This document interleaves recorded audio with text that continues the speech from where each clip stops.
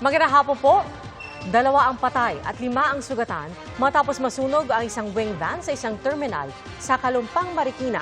Ang dahilan ng sunog, mga kargang paputok ng wing van na tinabunan at pinagitnaan ng mga tela. Nakatutok si Katrina Son.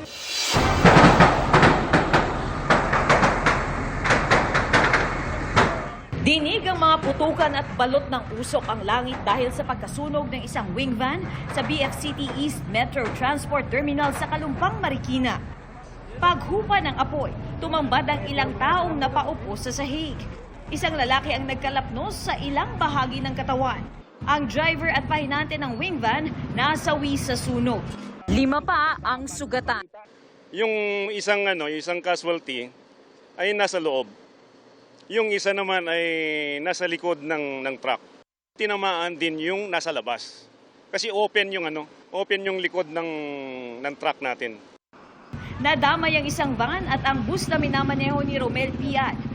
Nakausap pa raw ni Piad ang driver at pahinante ng wing van. Sabi ko, upo muna ako doon, tol. Sabi niya, mag-waliwali muna ako kasi nakakapagod nga. Sabi ko, pag upo ko sa puwita ng truck nila, biglang sumabog ng napakalakas. Parang binuhat ako na tumagos ako sa bintana ng salamin. Nakita pa raw niyang humihingi ng tulong ang pahinante pero wala raw siyang nagawa dahil sa lakas ng apoy. Si Reynaldo Ejares naman, laking pasasalamat na hindi nadamay sa pagsabog ang misis niyang pinabili niya noon ng load. Nasa terminal sila para bilhan ng tiket ang kanilang kamag-anak. Sumabog malakas diyan sa may bandang likod ng truck na yan. Pagsabog, may naramdaman ko na may tumama dito sa likuran ko, sa hita. Napadapa na po kaagad ako.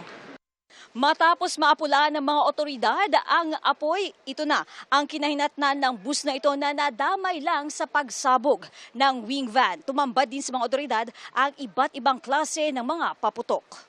Nakita nyo naman, mayroong mga firecrackers na ebidensya. So nakita natin ito ay nasa loob. So ito ang cause ng ating sunog ng wing van truck. Sa loob ng wing van, maraming mga karton na tinabunan at pinagitnaan ng mga tela, kaya mabilis nagliyab. Bawal ang pagbiyahe ng mga paputok sa mga pampublikong sasakyan at cargo vehicles, ayon sa pulisya. Kasi hindi man sila binibigyan ng permit to transport firecrackers.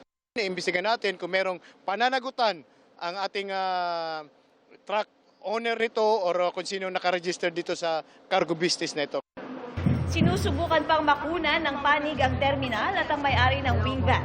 Para sa GMA Integrated News, Katrina Son, nakatutok 24 oras. Mga kapuso, manatili nakatutok sa balita anumang oras. Mag-subscribe sa GMA Integrated News sa YouTube.